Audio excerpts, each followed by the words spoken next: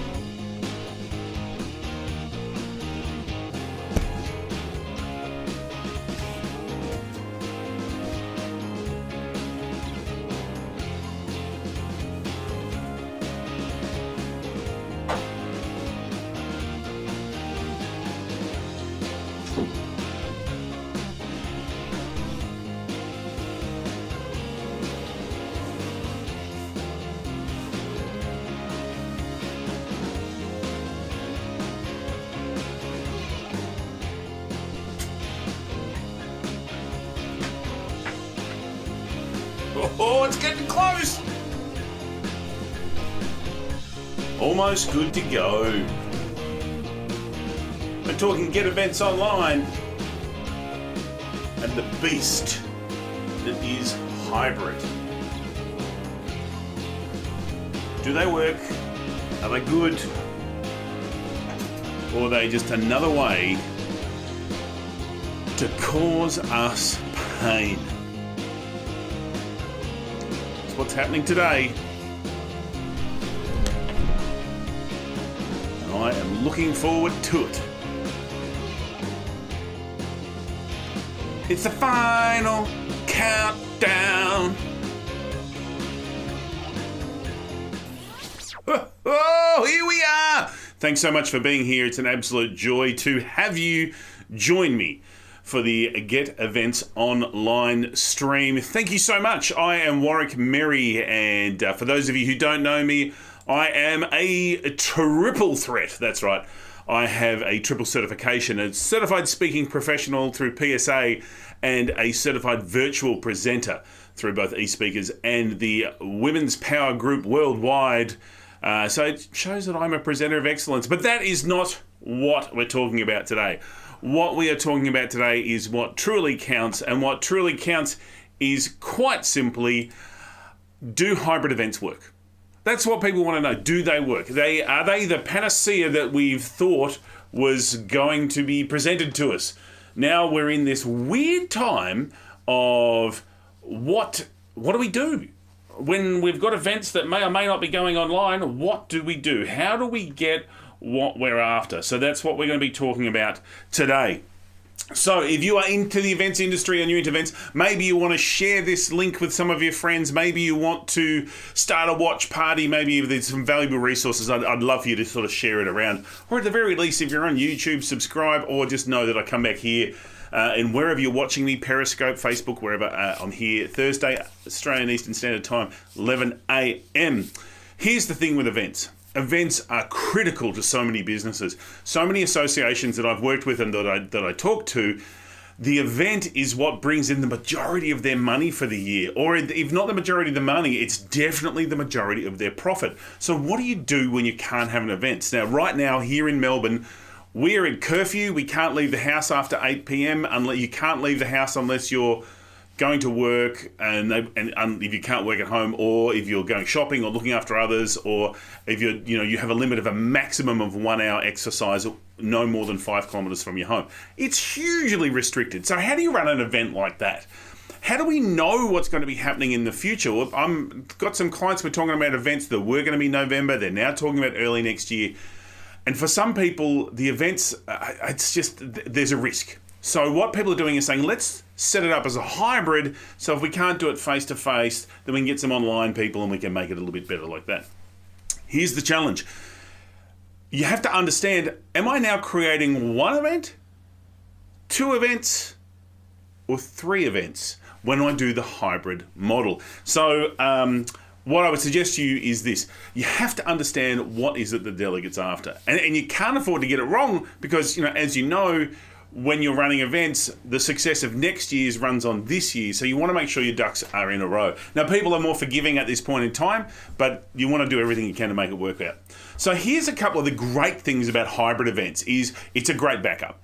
So if something does go wrong, if some government says you can't meet or you can't get together or the venues you can hold no more than 100 people, you can have a small amount of people face-to-face and a larger group meeting online, which is great. And they all get some of the knowledge transfer that's happening throughout the event. So that's a really good thing. Having the hybrid is a great backup because you can plan for both, and then as you get closer to the time, depending on what's happening, you can put more focus on live or on the online event. The other joy is with a hybrid event, all of a sudden geography is no longer an issue. It doesn't matter where they are geography-wise. All they need is a good internet connection, because with a good internet connection, you can connect and take advantage of whatever's going on. And the challenge that we have is people who have a virtual ticket want to pay less than a physical ticket, even though the value is sometimes more online. So that's a challenge for the organisation. The other thing also is often the virtual side of a hybrid event is just tacked on. So the challenge becomes a lot of people will think, well, all we've got to do is just run our event, stick a camera there, video it, get the audio, put the slides in and send it to the internet. And I've got to tell you, for a lot of people, that ends up being this kind of experience. It's really dull. For those of you watching any of my sessions before, you'll understand one of my passions is about with events have to be done with you and not to you. So if all you're doing is just shooting the content down the pipeline, you're essentially creating a TV show. And if you're going to do that, I don't need to be there live. I can watch the replay and I can skip through the boring bits, because let's be honest, so many of our presenters are boring. They do not know how to engage on camera. So that becomes a real challenge. The other challenge is when you have someone on camera and someone in the room, there's a different level of interaction, of energy, of playfulness. So a lot of speakers and a lot of presenters get really hooked up to who's in the room, and they give them a lot of attention and they've got a lot of energy going on there, but they forget about those online. So the people online are feeling neglected. If they're great with engaging online and they're just looking down the barrel of the camera, then the people in the room are thinking, what about us? Because, your crowd may not be this big because under our, the new setups, you can't sit that close together. I don't know about you, but with the corona lockdown, when I see a picture like that and see the crowds, I'm thinking to myself, oh my God, that's not social distancing. They're not wearing masks. That's what's going on here. The world has changed. They can't do that. But what it means for us with a hybrid event is you've got to understand that no longer do you just have one event, you've got multiple. You have the online event, you have the face-to-face event, and then you have the mashup of the two. So here's what I reckon you need to take into consideration, and some of the things that you really need to do, is you need to plan for 2 separate events. So you need to plan for your online event, which is, okay, what's going to happen for the duration of the conference for the people who are joining us online? And how can we give them something that the people in the room cannot get? Because what I love about online events is it's you and me. We're face to face. We have a level of intimacy that you can't get in a room. Like thinking back to this picture, the people at the back of the room are looking down at the tiny little stick person at the front presenting, whereas everybody online is face to face, eyeball to eyeball. So you're getting a level of intimacy that you don't get. But what happens is, what about in morning tea? What about in the lunch breaks? So that's when you need to make sure that you have some engagement happening online. Now, for me personally, I'd be like, great, use that as an opportunity for sponsors. Get them to sponsor the online host. So you have an online host who will start 15 minutes beforehand, do some engaging, do some connection, talk with the people, find out their questions, see what they're excited about for the day. You can have some backdrops and sit them in a corner somewhere So it's sort of like, you know, when you go to a shopping centre and they have, this is the live radio area, we're listening to Whizbang FM. Well, you're basically creating your TV studio for the online session. Create that as a piece, if you like, on the expo show floor in the corner of the conference room. And so you've got the host who can then give their introductions and give their observations and get some feedback and play with the people online. You can then switch over to live, and so if you've got multiple streams, you might be only have one that's being televised. You might be recording the others for access later. You may also have, there's some great software. I'm a big fan of Remo is a good one. There's some others that have some great networking. So you could encourage some of that networking online. During the lunch breaks, you could have interviews with some of the key speakers. During some of the sessions, you may have someone with a phone, because your camera's on your phone or the remote camera, go and talk to some of the key sponsors or the trade show floor area. So there's a way for the people online to experience what's happening in the room. Now, naturally, for the people in the room, they're going to be experiencing what's going on physically there. But a lot of the technology and the apps that we've got mean that they could then also have some of the conversations online. So they can still do some of the networking with the online people through their app. Or if you are using something like Zoom or like Teams or GoToWebinar or WebEx or whatever it is that you use, Adobe Connect or many of the other great things out there, they could have that on their phone and be engaging with some of the back channel that's happening at that same time. So you're going to get deeper engagement for some of the people in the room as well. The thing is, you've just got to be very careful with your speakers. You don't want to create a TV show where they're just on stage, you're shooting a camera and you're just barreling it down the lens. There has to be a way for it to be engaged. Now, it may well be that your virtual MC, so to speak, has direct access to be punching questions up to the screen on the monitor for Q&A. Maybe you want your speaker to have a different approach where they talk for a bit, do a bit of Q&A, do another bit of talk, do a bit of Q&A. There's ways to structure it so that you can engage all levels.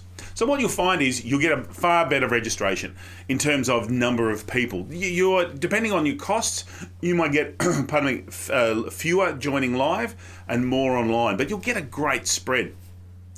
You need to make sure that you're giving value to the people in the room as well. And so there'll be certain things that only the people in the room are going to get, the physical experience and some of the things that are going on.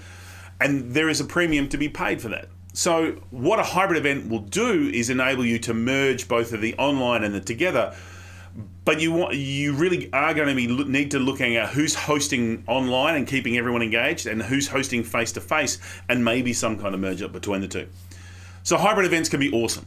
They can be amazing, but you have to take into account both learning modalities, both the online and the physical together.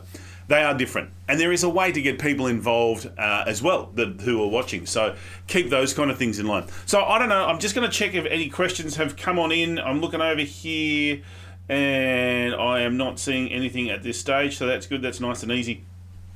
But what I would suggest to you is hybrid events can be great, but don't ignore the thing that's happening I've seen too often is there's sort of, we go, okay, for the online people, we'll just send the images down the pipe. They have to be engaged. And that's the thing. When it comes to any event, it's the experience. What makes it great and what makes it fantastic is the experience. Now, we've seen enough Hollywood blockbusters that we really don't care much about special effects. They're nice and we go, ooh, that's amazing. But at the end of the day, a good quality presenter with great content and great engagement is going to be far better than any digital whiz-bangery. We've been talking about holograms for a long time and they really haven't kicked off because they are pretty expensive, but also it's just, we go, ooh, with the technology, but the content will get us way more. Never forget that. Whether it's entertainment, whether it's something else, whether it's entertainment or engagement with good content or some tips and tricks showing us what to do, that is the master, that is the top level of what you can present. So there's got to be ways of doing that. Now, sometimes that is a pre-recorded video, but if you're doing a pre-recorded video, I would encourage you to have the speaker present so they can be chatting in the chat room and answering questions that come up, and so you're getting a double whammy. It's another way of adding more value with the speakers that you've got. So anyway, there's some of my thoughts about hybrid events. I think they're a wonderful thing with some absolute major pitfalls if you don't do them right. Don't forget about the two audiences that you've got. Make sure that both of them have their own unique special experience so that they can get excited about it and come back again next time. You may choose to go fully face-to-face or fully online. Both are good. But again, it is engagement and energy that counts every single time. So you've got to make sure that your presenters know what they're doing to camera. And let's be honest, many don't. So, often you'll have your host who can train them with some of the tips and clues that they need to engage better. All right, so there's some of the thoughts that I've got. If you are interested and you want to find out a bit more information about me, jump on my website. There's a bit more information there and a few other tips and observations, whatever social media channel you're on. Reach out, let me know if you have any questions. I'm just looking over here because that's where my other monitor is for questions, and they haven't come through. So that's what we're all about in the events world. Hey, next week, back to my weekly live stream. Next week I'm going to be talking about how do you get the best light and sound for what you're trying to project, and what are some of the cost-effective ways that you can do that and get your speakers to do that, because often our speakers are not professional speakers, they're industry experts. I think we've seen a lot of TV reporters crossing to the expert and things aren't right. Their camera's not right, we're looking up their nose, we're seeing the dirty dishes in the background, or their partners just walk out from the bathroom. What are some of the simple things that you can do to get your sound and light right for your next online experience? So that's next week, 11 o'clock Thursday, 11 o'clock Australian Eastern Standard Time, Thursday, at wherever you're seeing the stream right now. Until then, thank you so much for joining me. If there's been great value, please share it around. Give me a call if you have any questions. It's all about how do we get events online. It is such an important thing to do. I'm Warwick Merry, the Get More Guy. Thanks so much for being here. I look forward to your company.